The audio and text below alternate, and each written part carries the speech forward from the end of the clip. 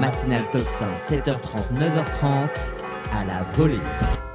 À la volée, donc, je suis très heureuse de recevoir Jean-Paul Pelleras, auteur de ce livre, Le sacrifice paysan. Dans 20 ans, les paysans auront disparu.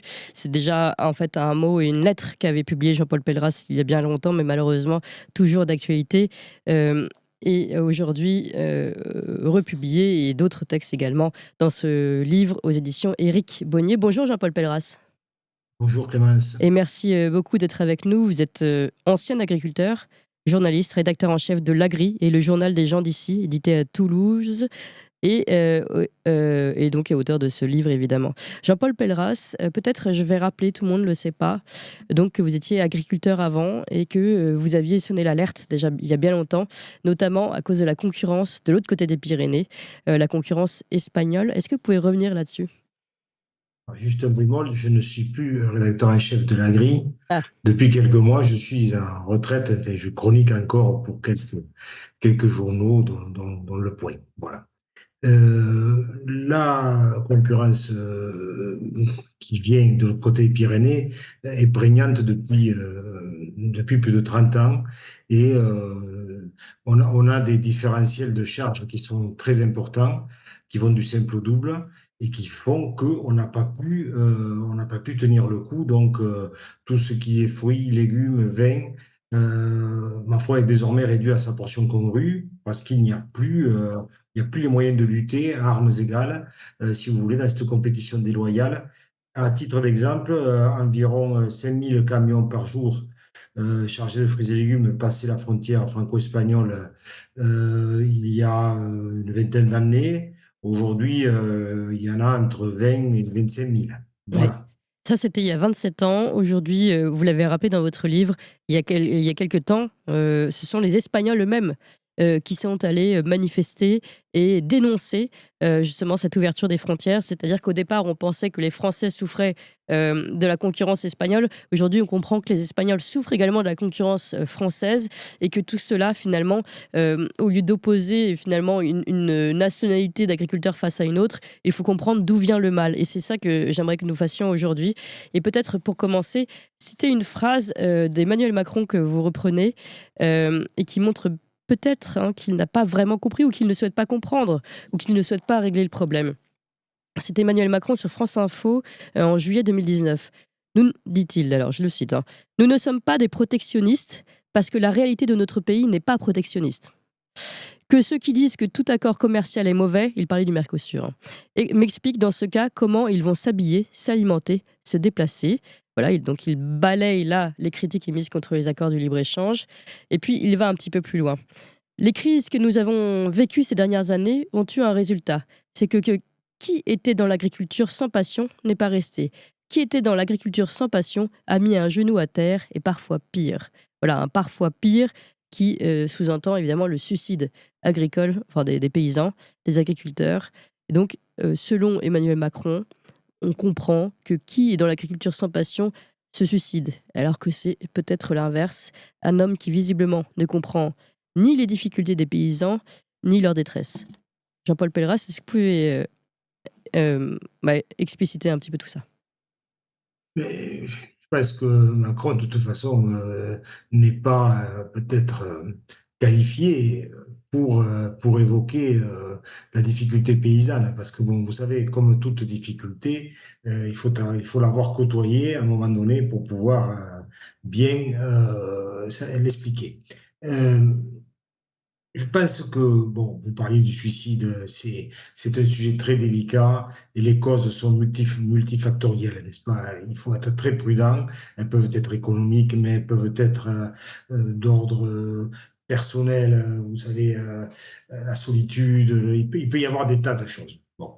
Je crois qu'aujourd'hui, ce que les Macron et les gens qui l'entourent doivent arrêter de faire, c'est de mépriser justement le monde agricole, comme il l'a fait l'an dernier au Salon de l'Agriculture. On a vu cette espèce de cirque qui était un fiasco total. Voilà, donc aujourd'hui, s'il veut vraiment aider les agriculteurs, bon, eh bien, il les écoute, et il y a deux choses qu'il doit absolument mettre en place. c'est d'une part la limitation des compétitions déloyales. Malheureusement, je pense qu'avec le Mercosur et tous les accords de libre-échange mis en place, ce n'est pas le cas. Et ensuite, la stigmatisation dont le monde agricole est victime, de la part notamment du dogme environnementaliste. Et ce dogme-là, on le retrouve, il est omniprésent aujourd'hui dans la société. Les écologistes représentent moins de 5% dans les urnes, mais on le monopole, je dis bien le monopole, de la parole médiatique. Voilà. Et bien souvent, sans aucune contradiction, on l'a vu encore avec Sandrine Rousseau récemment, d'ailleurs je lui ai adressé une lettre ouverte dans le journal Le Point, pas plus tard qu'hier. Je trouve qu'aujourd'hui, les politiques, les responsables gouvernementaux devraient mettre un peu d'ordre et redonner la parole aux agriculteurs et surtout leur donner la possibilité de répondre immédiatement quand ils se font, au le terme, insultés ou stigmatisés comme ça gratuitement un peu partout. Voilà, ça c'est un véritable problème et qui petit à petit fait son chemin auprès de l'opinion. Et ma foi, l'opinion qui est perméable à beaucoup de choses, ce qui est normal, ben, écoutez, en attendant, ben, pour elle, le paysan, c'est en train de devenir le pollueur, le méchant, le rentier, Oui. etc. Donc ça, c'est pas possible. Oui, dans votre livre, vous pointez beaucoup du doigt, hein, la responsabilité des médias et autres influenceurs et des politiques, notamment soi-disant écologistes, qui finalement, comme vous l'avez dit, donnent de l'agriculture et des agriculteurs une image de pollueurs. Mais le vrai problème, est-ce qu'il est là ou est-ce qu'il est dans la politique générale menée auprès des agriculteurs en Europe, c'est-à-dire la PAC, et puis dans l'impossibilité finalement aujourd'hui de protéger que ce soit les Espagnols pour la qualité de leur production espagnole ou les Français pour leur production française. Est-ce que c'est pas ça l'urgence absolue qui n'est absolument pas traitée par nos politiques? Ce n'est pas traité. On revient sur l'histoire des compétitions déloyales Bah oui. et vous avez évoqué la PAC. Bon, il faut que vous sachiez, il faut que les auditeurs sachent, d'ailleurs je l'explique bien dans le livre, il y a en France deux agricultures. Et ça, personne, très peu de gens le savent. Il y a ceux qui peuvent bénéficier de la PAC sur le premier pilier et il y a ceux qui n'en bénéficient pas. Autrement dit, le premier pilier, il y a 10 milliards environ d'euros d'aide PAC qui tombent chaque année en France. Sur ces 10 milliards, il y a 7 milliards qui sont sur le premier pilier, ce sont les aides directes. Ces aides directes, les fruits, les légumes, le vin, la volaille et les élevages porcins n'y ont pas accès. N'y ont pas accès. Il y a le second pilier, qui est un pilier de 3 milliards d'euros, d'accord, qui concerne les aides aux investissements. Bon, là, tous les secteurs y ont accès.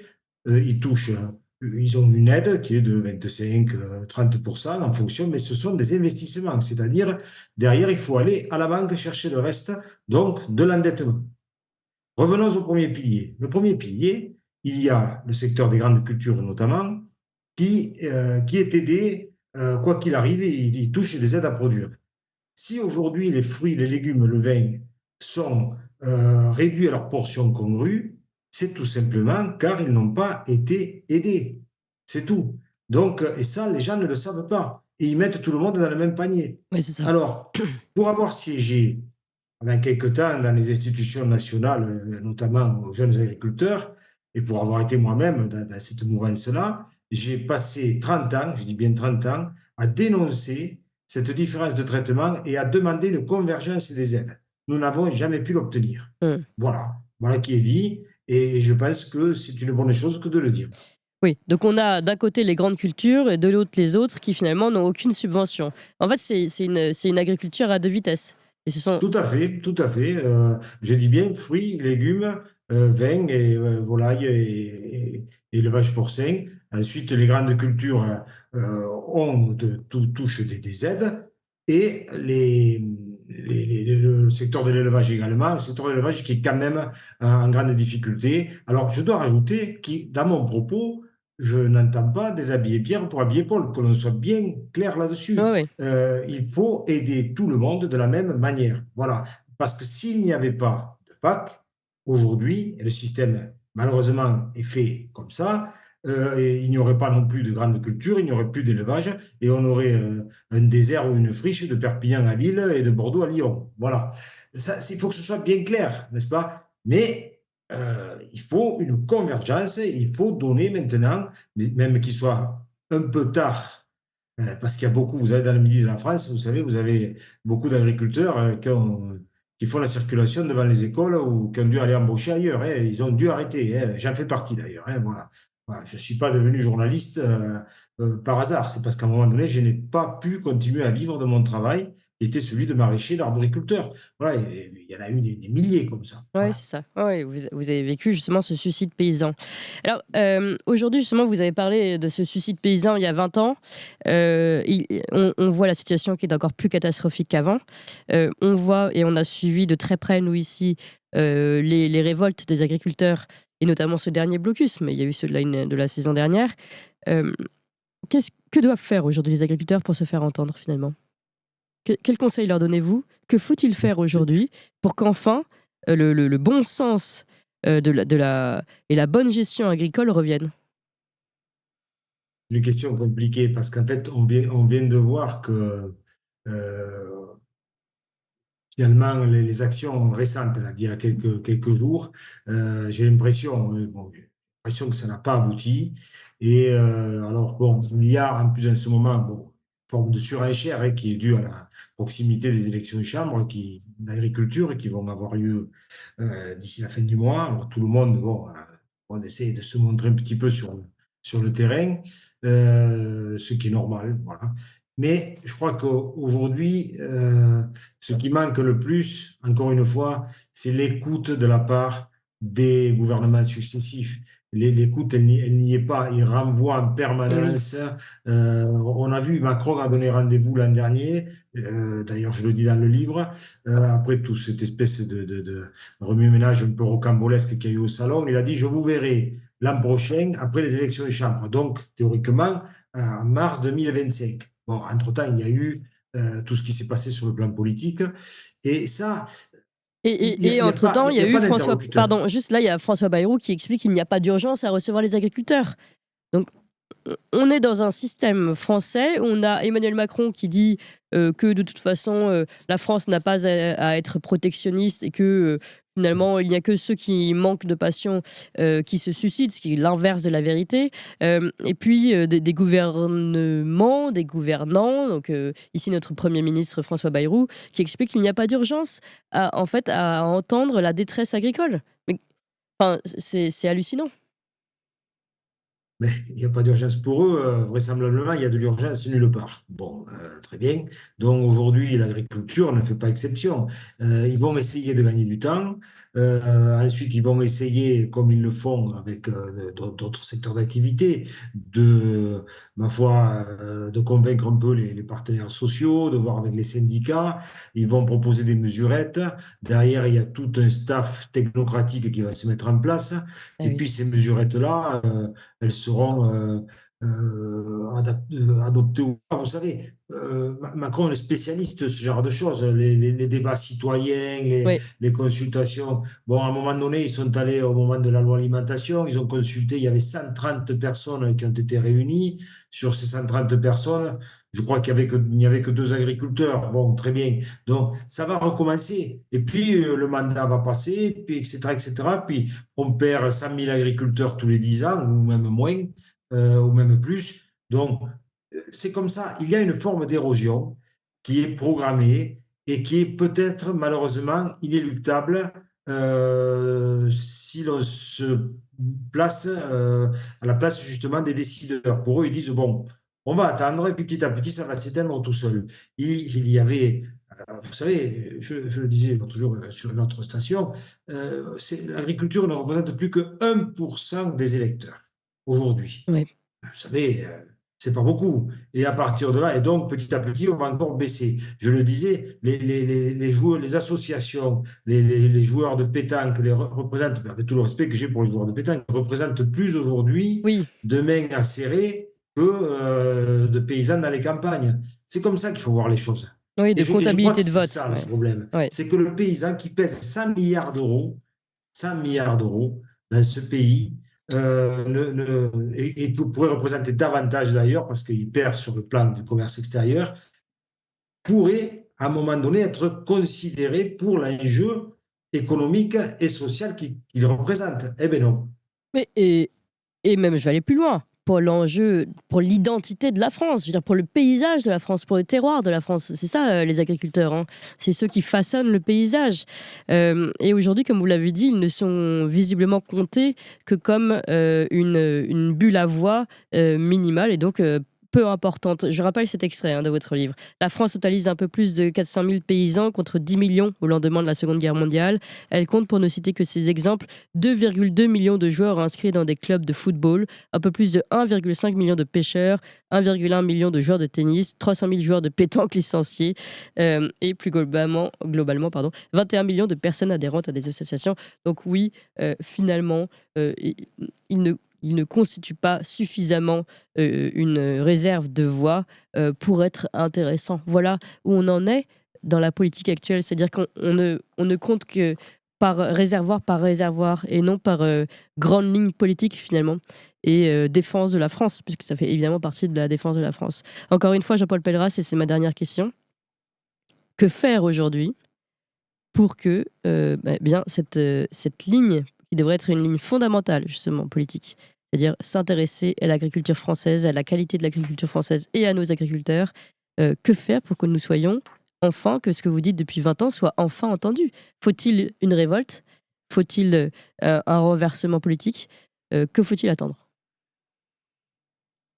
Ça, je ne sais pas s'il faut un renversement politique, je ne sais pas s'il faut une révolte. Je pense qu'il faudrait, mais ça c'est peut-être un peu illusoire, faire appel à la conscience des gouvernements successifs pour qu'il y ait vraiment du respect, et qu'il y ait un ministre de l'Agriculture compétent, ouvert, et il faut en faire une priorité. Ils l'ont dit en février dernier, mais ce n'est pas le cas. Ce n'est pas le cas. Donc, tant qu'il n'y aura pas une priorité donnée à la production agricole, puisqu'on parle beaucoup de souveraineté alimentaire, c'est une bonne chose, mais bon, il faut à un moment donné quand même faire en sorte que ça le soit, ben, on n'y arrivera pas. Alors, évidemment, ce sont des mots, mais derrière les mots, il y a le législateur, il y a des députés, il y a des sénateurs qui peuvent à un moment donné peser de tout leur poids pour imposer une vision de l'agriculture comme on l'a fait peut-être dans les années 60, et surtout qui soit à l'écoute des agriculteurs et non pas à l'écoute, comme je le disais tout à l'heure, des environnementalistes qui, eux, détricotent petit à petit tout ce que le monde agricole a mis en place. Oui. Oui, mais donc finalement, je crois que vous n'avez pas vraiment répondu à ma question. Comment on fait aujourd'hui? Quel est le message qu'il faut passer aujourd'hui pour que ça change? Ben, le message, il peut être effectivement protocolaire. Il peut être dans la rue, effectivement, dans la rue. Le monde agricole, tout comme les routiers, on le sait, ont les moyens de faire pression, je dirais physiquement, sur un gouvernement, avec, que ce soit avec les tracteurs avec les uns et les camions avec les autres. Aujourd'hui, je crois que malheureusement, comme toujours d'ailleurs, les gouvernements n'écoutent que ce genre de pression, celle de la rue. Bon, mais est-ce que, comme l'an dernier, il y aura un retour des manifestations agricoles? Peut-être. Est-ce que c'est nécessaire? Peut-être. Et ensuite, bon, vous me parliez de changer de gouvernement. Oui, peut-être aussi. Bon, mais il faut que derrière, il y ait quand même un personnel politique capable d'entendre le problème agricole. Merci beaucoup, en tout cas, Jean-Paul Pelleras. On attend ce personnage politique prêt à entendre la parole agricole. On ne l'a pas entendu pour le moment. Merci infiniment. Je rappelle le titre de votre livre, Le sacrifice paysan. Dans 20 ans, les paysans auront disparu, aux éditions Éric Baumier.